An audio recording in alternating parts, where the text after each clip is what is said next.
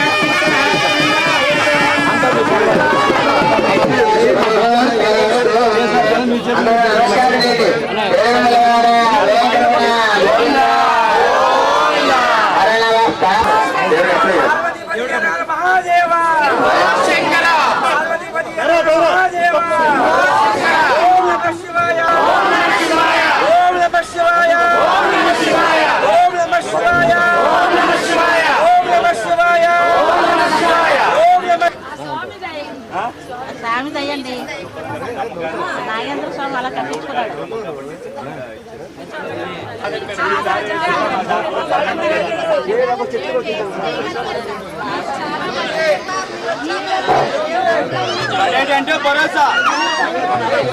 అలా పర్వాలేదు ఒకసారి కూర్చొని